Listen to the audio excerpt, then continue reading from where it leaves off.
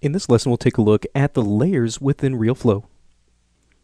Okay, so this layers area is a new area that's found in RealFlow 2012. So really this is a place where we can start to set the visibility and the simulation options, really the exact same options that we've had a chance to take a look at throughout some of our earlier lessons, but it really just allows us to set, instead of these options on a per object basis, we can actually set them on several objects all at once. So just to demonstrate this, I'll start with a blank scene and just maybe create a couple of basic primitive objects so we can actually tell these apart. So I'll start with maybe a circle, or rather a sphere, cylinder, and maybe a plane. Right, that should allow us to see some of the differences here. So essentially what we can do is take any objects or any emitters, anything that we have in our scene that we want to actually maybe change the visibility options on. With these selected, let's first add these to a new layer. So within RealFlow, we can either just make a new blank, empty layer, or we can make a layer that contains the objects that we have selected. So let's go ahead and click on that second option here. We can actually come in and now define an object or a layer name. So maybe layer 01 or whatever descriptive name that you want to type in here. Now within these different menus, we have things like the visibility and the display. So if I were to double click on this and set the visibility to none or no, you can see now these two objects are invisible. We can also set things like the display mode. So on these objects that are on that layer, we can maybe set these to something like a bounding box or wireframe, whatever the type of a look that we want, really.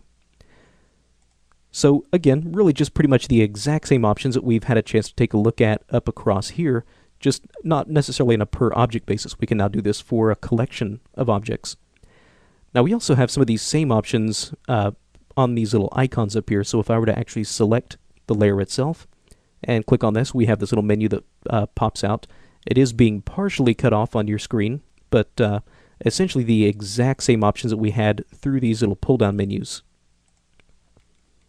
Now, in addition to a visibility layer, we also have a simulation layer in RealFlow.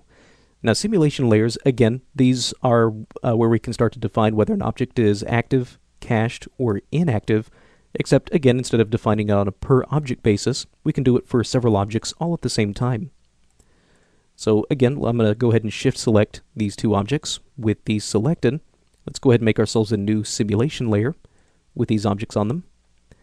And once again, we can double click and tell an object to maybe be inactive, in which case you can see the wireframe around that object turn sort of a red color. So this would be perfect if we had maybe objects in our scene or maybe particle emitters that we didn't want to be used just right this minute.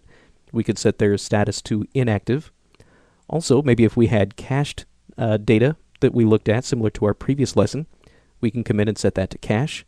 You can see once that's been done that these two objects turn sort of this yellowish color within our global links, as well as in our nodes listing, meaning that these options or these objects will no longer simulate. They'll now use entirely cached data. And again, that's something that we looked at in our previous lesson.